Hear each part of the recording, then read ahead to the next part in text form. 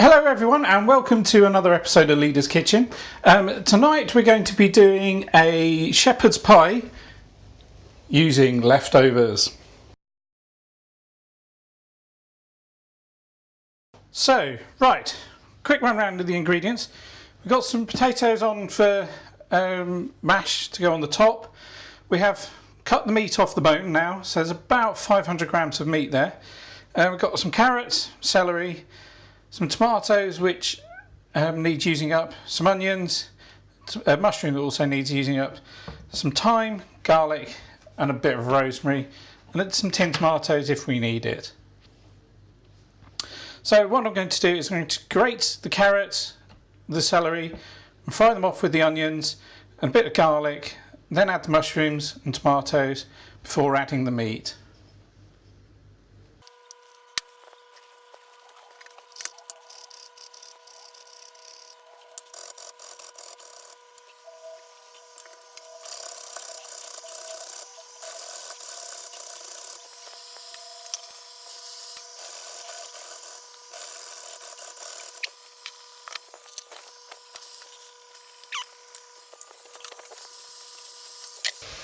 So all I'm going to do with these tomatoes is just chop them down roughly. There's no need to be really precise because we're going to be cooking these down anyway.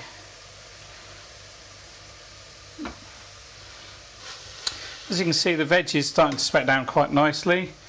I'm going to quickly cut up this mushroom and add to that mix before adding the tomatoes.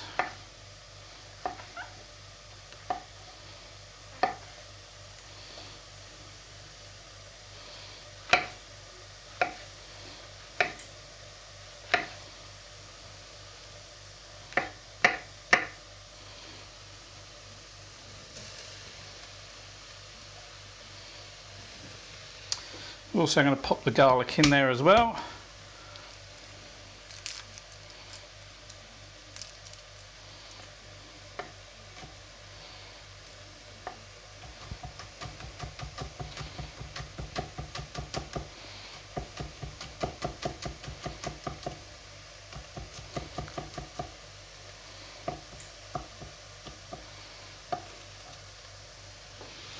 So, a clove of garlic in.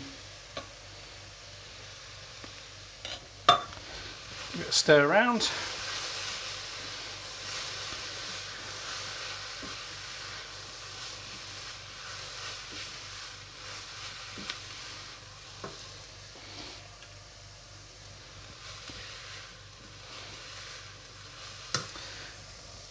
So, and in with tomatoes. Finish chopping these tomatoes up.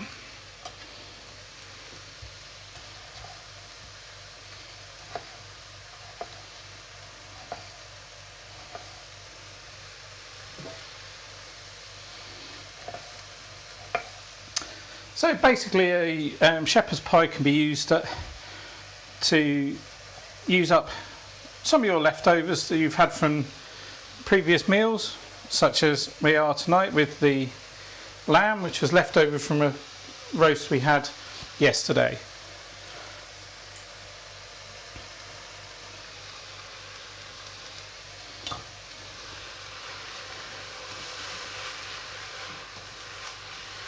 So what I'm going to do with the meat is I'm going to dice the meat up fairly small.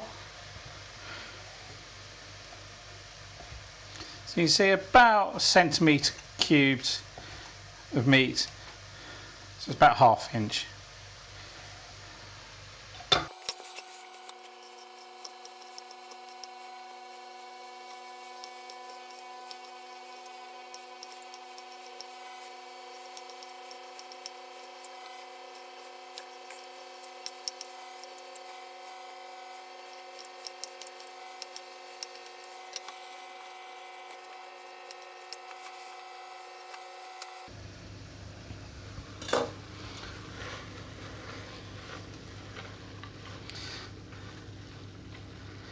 So into here we're going to put all the meat now.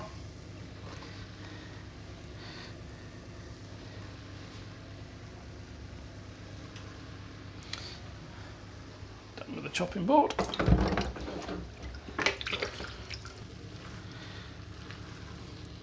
As you can see, I think that's a bit too dry, so we are going to add these chopped tomatoes today. If I can find the tin opener.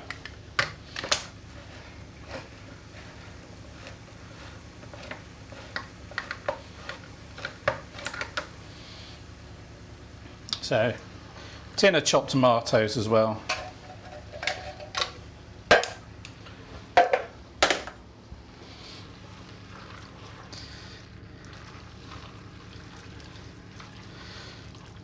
So at the moment the only seasoning that's gone in here is some salt at the beginning when I was frying the onions, and some garlic.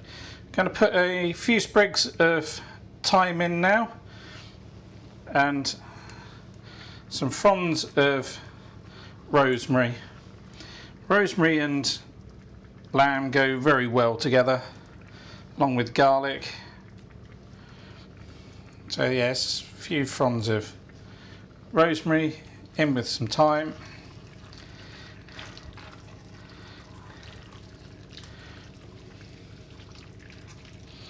So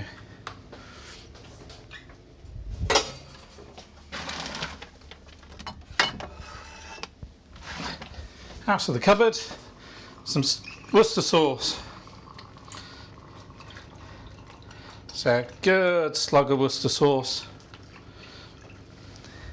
Give it some nice body and richness. So, and then a bit of pepper, if I can find the pepper, there it is. A few grinds of pepper. Then all we do is keep that on the heat, medium heat,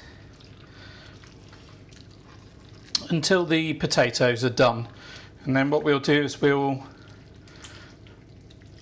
mash the potatoes and then put everything together to go in the oven.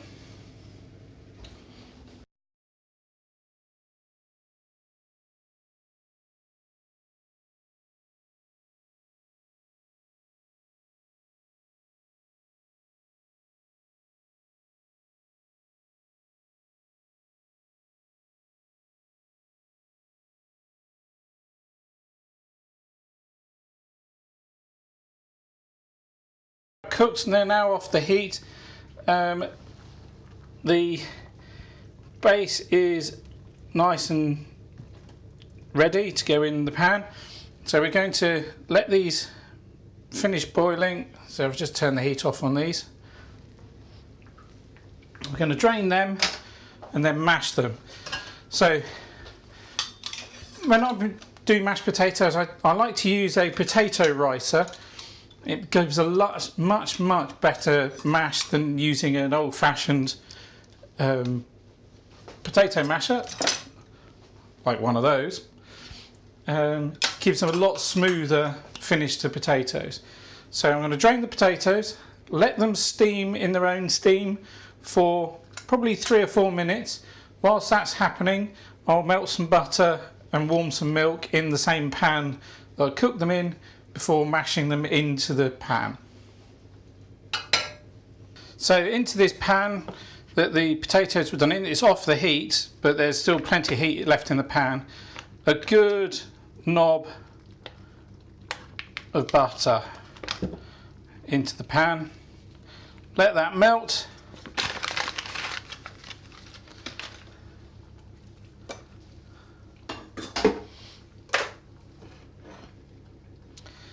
Into the pan, and what we'll do is put some little bit of milk in there as well to warm up with that butter that's melting. Through the ricer. So there's way more potato here than needed, mainly because I think I'm going to do some gnocchi later in the week with the leftover mash. Plus, I always end up getting the amount of mash wrong. I either have way too much or not enough. It's much better to have way too much mashed potato. So these are King Edward's potatoes, which are a nice light fluffy potato, as you can see. If I can get it through the ricer.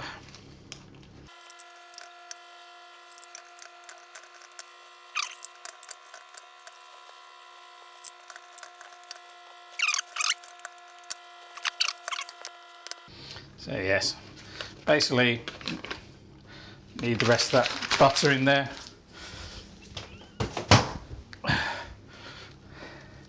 There's lots of potato here, way more than I need. If anyone out there knows how to make the right amount of mashed potato for a pie, or like we're doing tonight, a cottage pie or shepherd's pie, or even a fish pie, let me know in the comments below. Into here, good amount of salt. Tend to use ordinary table salt when doing mashed potato because it spreads through the mash much better than sea salt. So what I have here is I have a deep Pyrex dish here, oven-proof dish, to put the meat in, or put the pie in. So what I'm going to do is I'm actually going to use a slotted spoon to pull the meat out, just so we don't pull too much of the juice through. Can at this time, if you want, take the thyme out, or you can leave it in, it's up to you.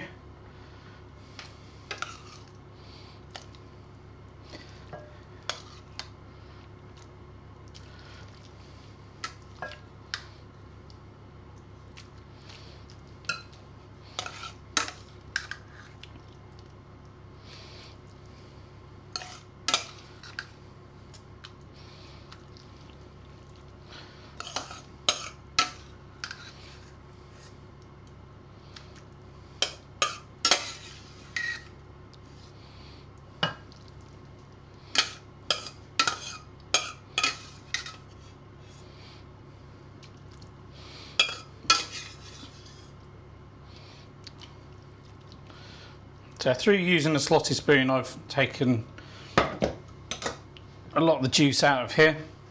So now on the top with mashed potato. It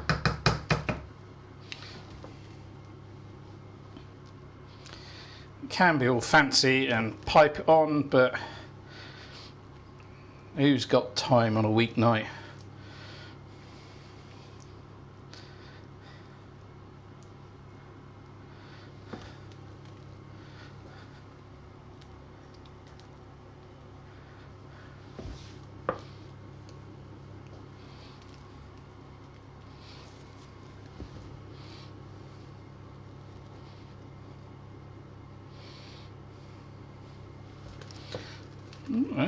I'm just about going to have about enough mash here. Might have to mash the last of those potatoes up.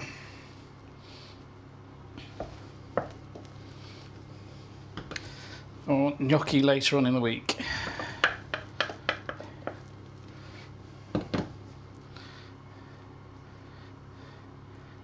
So you can be all fancy and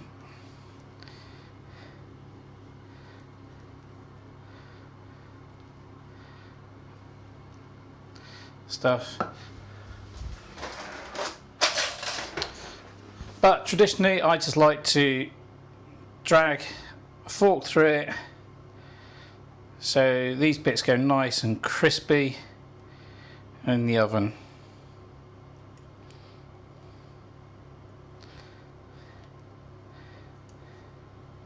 So that's it. Pop that in a reasonably hot oven until the top is nice and golden brown. So the shepherd's pie has now had about 15-20 minutes in the oven. We'll pull it out and have a look. Oh, just starting to go golden brown on the top. As you can see, it has boiled over a little bit. That's mainly because it was fairly full. What I've done is I've done it with some tender stem broccoli, which I'm just partly boiling come steaming. So if you like this recipe, give me the thumbs up. Any comments put down in the comments below, and please subscribe for more content.